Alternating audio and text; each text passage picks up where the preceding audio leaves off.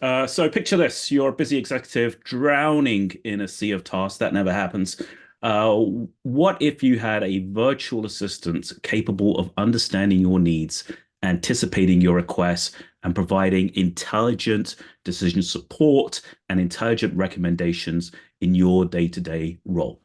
What if you could create an unlimited number of virtual assistants for your peers so they can work smarter and not harder? How could you use the same technology to transform the relationship that you have with your customers, regardless of whether you have 10 customers or 10 million customers? So, we're going to be talking about the potential of generative AI and how it aids businesses looking to streamline operations, boost productivity, and gain a competitive edge. My name is Mamoon Chowdhury, and I'm a solution architect with AWS. So here's what we're going to be talking about for the next 20 minutes. We'll talk about some real world use cases of how enterprises are using generative AI across industries to boost productivity, enhance customer experiences, and optimize their operations. We'll discuss some of the tools and resources you have at your hands to be able to build generative AI solutions today and kickstart your generative AI journey if you haven't already, ensuring that you've got a solid foundation for success. I'm also going to introduce the relationship between AWS and Anthropic. And you haven't heard of Anthropic before, that's quite okay. I want to talk about talk about Anthropic and what that means for our customers. We'll talk about that collaboration and how it can help you use cutting edge generative AI models to really drive innovation. Um, we're also going to explore AI at the edge, and if that's not a topic you're familiar with, then we'll cover that and specifically how deploying generative AI models at the edge enables low latency performance, supports data sovereignty if you're in a highly regulated industry, and allows you to scale your applications in a performant manner. We'll talk about responsible AI. I think one of the other speakers at the beginning of this session introduced the topic of responsible AI, and we'll talk about some responsible AI best practices as well as you consider using generative AI across your own enterprise. And on that theme, we'll close with how can you be successful with generative AI? We have more than 100,000 enterprises using AWS for doing AI in the cloud across a variety of industries. And from there, we've distilled a number of best practices specific to generative AI. We'll be sharing those in this presentation. All right. So, from our experience working across industries with a large number of enterprises, we can kind of group the business value that people get from generative AI in really four key areas. The first is unlocking new kinds of experiences. Generative AI has really come into its own in enabling the creation of conversational tools, improving how both employees and customers access and process information. Imagine an employee at a manufacturing company using a voice assistant to retrieve technical specifications or maintenance checklists. This is a project I was working on just a couple of months ago, or streamlining processes or enhancing productivity using agents to kind of advise and assist you in laborious or error-prone tasks that you may commonly do in any working day. Taking that a little bit further, we commonly see generative AI being used to boost employee productivity. So think of developers who are writing code. We're increasingly seeing AI used to assist developers be more productive. Think of people who are creating content or images to amplify their existing capabilities. Envision a marketing team, for example, using AI to generate personalized social media content, for example, at scale that is precise and targeted based on their needs. We're increasingly seeing generative AI being used for extracting insights from the vast amounts of data that customers very commonly have but struggle to get insights from. So you connect generative AI to large document repositories or data warehouses to extract insights and make better informed decisions. For instance, a healthcare provider could use generative AI to analyze vast amounts of medical literature. This is a real project that I was involved with, uncovering insights that can then be relayed to clinicians in the field. We're also seeing generative AI being used as a really powerful tool for things like product ideation, development, kind of driving innovation, spurring ideas as well. A consumer electronics company could use generative AI to generate new product concepts and designs, and even prototypes to accelerate time to market and stay ahead of the competition. So at AWS, we've seen the potential of generative AI really lie in the ability to augment existing human capabilities, automate repetitive tasks, uncover new insights that themselves lead to drive business growth and success. If I dive a little bit deeper here's some examples of some of the use cases that we've seen customers really get business drive tangible and measurable business value out of these use cases. I touched on already kind of um, elevating customer experiences. We increasingly see this across industries. We see intelligent chatbots, virtual assistants, even virtual contact centers, where you pick up the phone or you send an email and it's answered by an AI that can actually have a conversation with you without having to go through a really annoying phone tree menu. We see generative AI being used in personalization and tailoring content. And what that means is it doesn't matter whether you have 10 customers or 10 million customers, you can have really direct, intimate conversations and experiences as if that customer was your only customer, as if you were talking to that person, as if they were sitting in front of you. Um, we're seeing also use cases in the area of employee productivity. So, for example, conversational search, content creation, text summarization, writing code. We've increasingly seen developers using AI to write code, write unit tests for code, write documentation for code. All of these laborious tasks greatly not only speed up their day-to-day activities, but also improve the likelihood of success as well. We also see AI being used to optimize business operations as well. So for things like intelligent document processing, automating handling of bills of ladling, for example, or reviewing long financial contracts or insurance contracts automatically to get insights and be able to act on things that would normally take you days and days or indeed weeks to review certain types of documents. Doing things like predictive maintenance, quality control, visual inspection. These are all real world use cases that we see. So whether you're a retail company using generative AI to automate the generation of personalized product descriptions tailored to each company, each customer's preferences, or their purchase history. That's something you can do with generative AI. You may be a software development team using generative AI to write code snippets or generate documentation or explain complex algorithms or even try to find bugs in existing code bases. These are all of the things that we see people using generative AI for today. You could be a manufacturing plant using AI to synthetically create vast amounts of training data to train visual inspection AI models for your plant equipment, for example. These are all real world use cases that we've seen customers using generative AI for. And Amazon is no exception to that. Here's some examples of real world customer facing generative AI experiences that we've built. Rufus is a generative AI powered shopping assistant. It's trained on Amazon's product catalog, customer reviews, customer questions, and so forth. So forth. It provides comparisons and recommendations based on a conversation. So you can actually have a conversation as if you were talking to a friend or somebody you trust, and it helps surface the products that may be more relevant and interesting to you, as opposed to do a typical, a typical keyword-based search as we're all used to in other experiences. We're using generative AI to help summarize customer reviews as well. So, for example, if you browse a product, generative AI will say generally what are the trends that customers have seen when they've used that product. So you don't have to trawl for all of the individual written reviews. And finally, in the Amazon pharmacy, we use generative AI to simplify prescription instructions. So, for example, excuse me, somebody's decided to start calling me. I apologize. All right. So, yeah, generative AI can understand the terms that we use as human beings to talk with each other. So if you say, take by a mouth twice a day or every 6 hours or whatever the case may be, it understands what that means and it can translate it in terms that are simple for a patient to understand as well. So it improves prescription filling, make it more accurate, and reducing human error as well.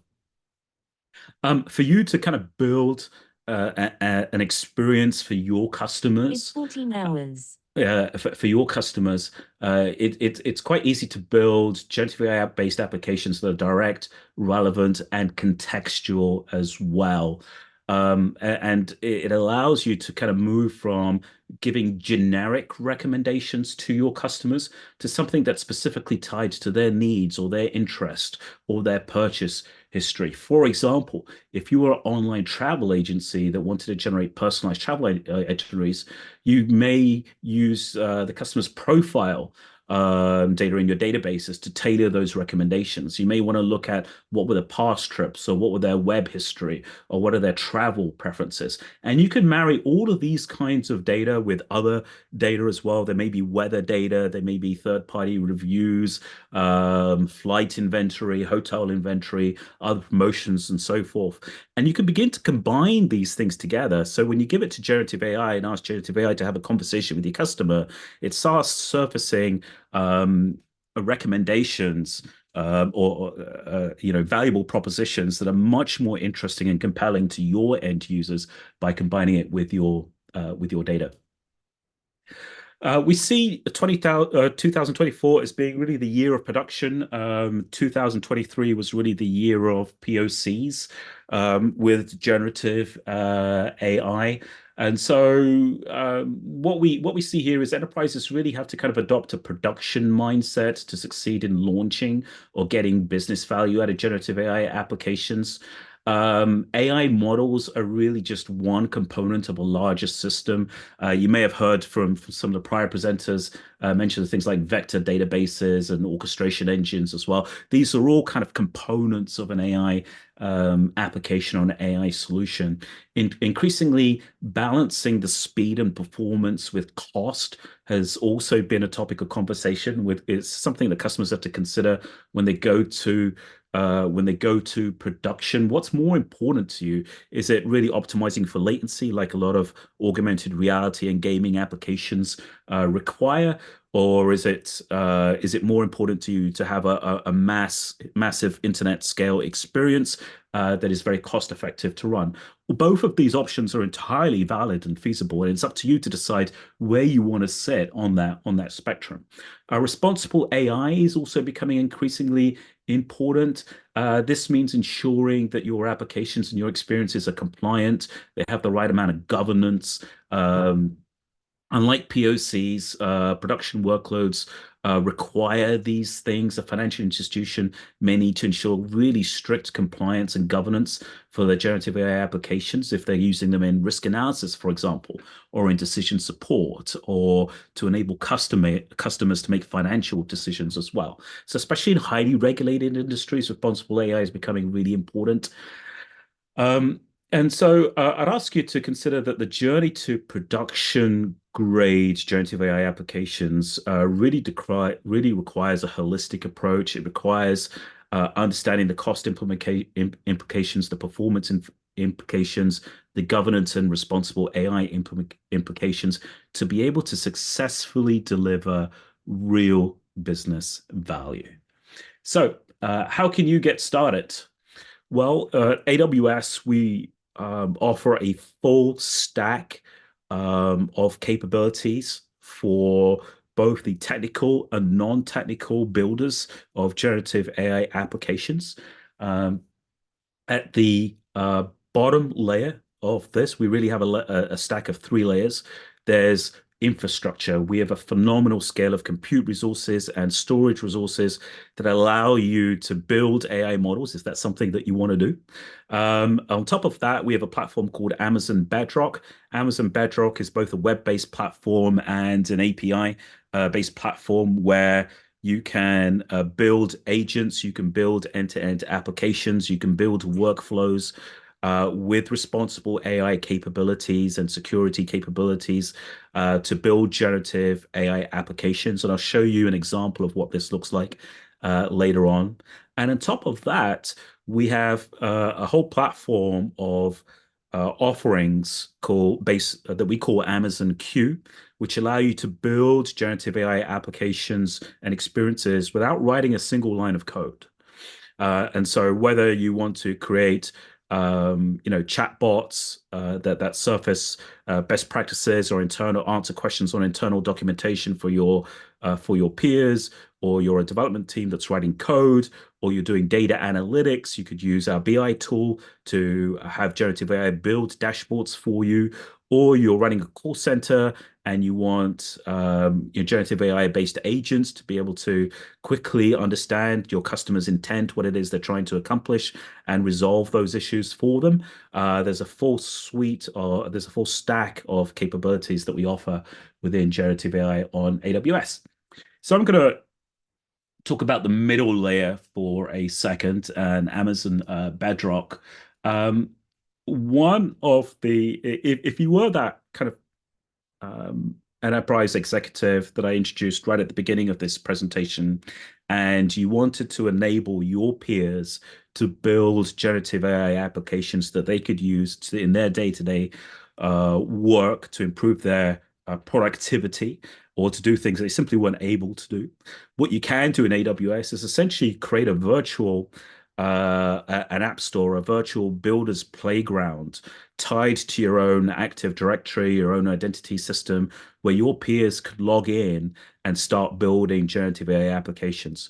This is specifically part of Bedrock Studio, which is now in preview on AWS.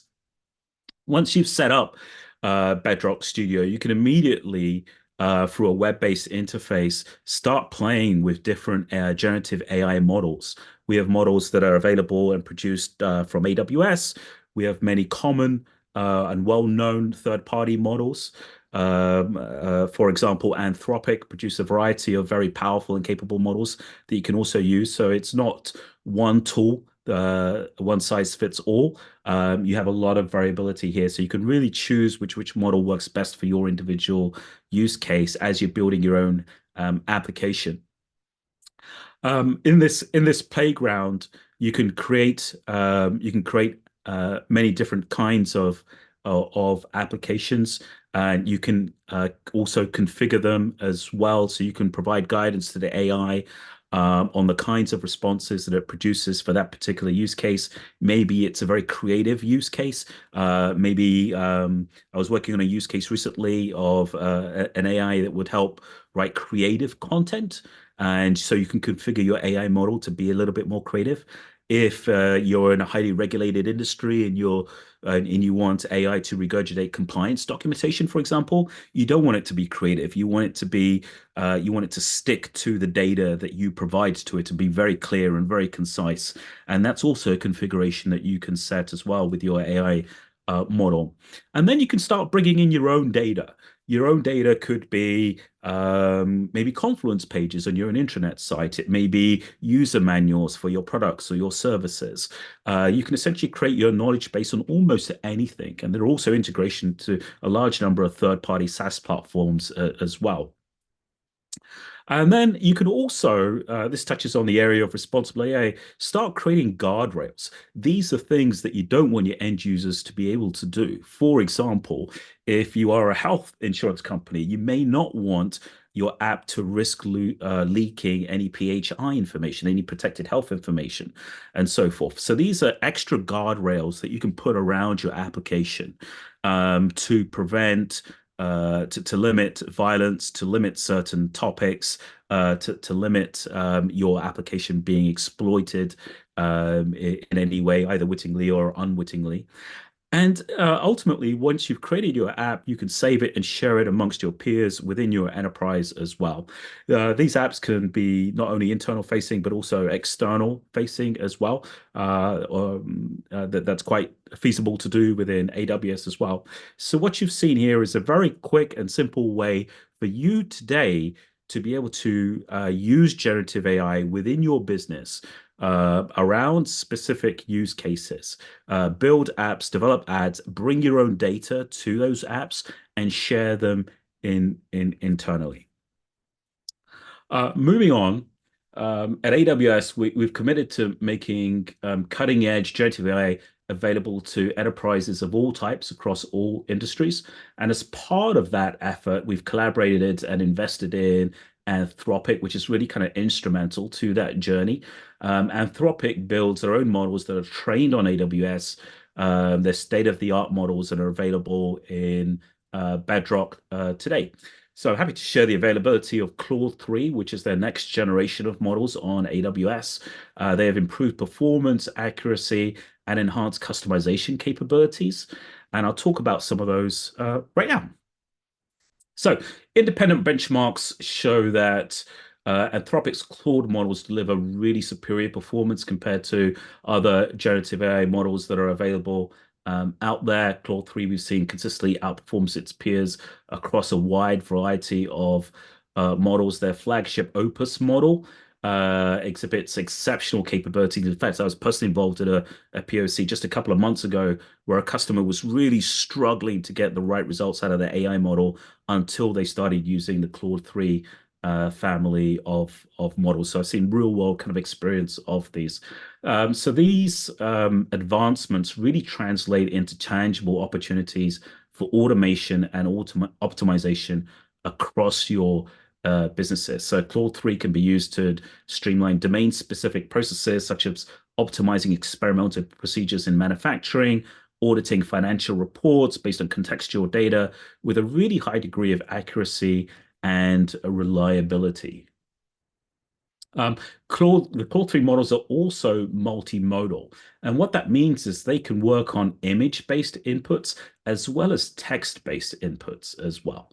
And so, for example, it's really valuable for organizations to have a substantial proportion of their enterprise knowledge encoded in PDFs, for example, that have both text and images, or flowcharts, or presentations. You can now feed those into an AI solution that uses Claude 3 multimodal models. So it can understand charts, it can understand text, it can understand images as well. And you can see some of those examples on the right-hand side of this slide. So this combination of really low latency and strong multimodal capabilities really positions Claude 3 as being well suited for a wide variety of enterprise use cases across industries that require processing large volumes of images or charts or reports or other kinds of visual assets where you need both speed and intelligence. Here's a quick snapshot of the Claude 3 models that are available. There is always a trade-off between the power and capability of the model and the speed and performance and the cost of using that model here. And so here you see that kind of abstracted at a very high level as well. I'd like to take a second to talk. Mamoon? Yes. Mamoon, we do need to ask you to summarize. Let me also point out that Anthropic is speaking with one of Mamoon's colleagues at our August 13th Angelbeat program this summer. And we can also, before then, help all of you meet Anthropic folks along with your AWS contact to move that along quicker. But we do need to finish up here. Okay, Mamoon? All right. Yep. Thank you very much. So I'll just close up here in the next 60 seconds. So we're increasingly seeing responsible AI being really, really important, especially in highly regulated industries. And here's some of the things that you should be thinking about as you build your own generative AI applications and experiences. AWS provides tools and services like Bedrock Guardrails and Bedrock Content Filters to help builders implement responsible AI solutions. It's not just an ethical imperative, but also a business necessity we're increasingly seeing. It's really important to prioritize fairness, transparency, and accountability across AI solutions. I'll close on this. These are really some kind of best practices that we've distilled from working with a large variety of customers across industries. It's really important to embrace the exploration mindset. Generative AI is really early on in these days, and so just as companies had to experiment with, their online presence, having a continuous culture of experimentation is really, really important. Having a safe environment where your peers can experiment and try generative AI in different use cases. The ability to have flexibility, to not be locked into any one single model, any one single technology is absolutely key. You should be able to pick the right tool for the job, and that enables you to make tailor-made solutions that are really kind of intuitive and contextual for your customers. You should be able to work with a variety of different requirements in security and governance and cost and availability and so forth to build the right solution for you.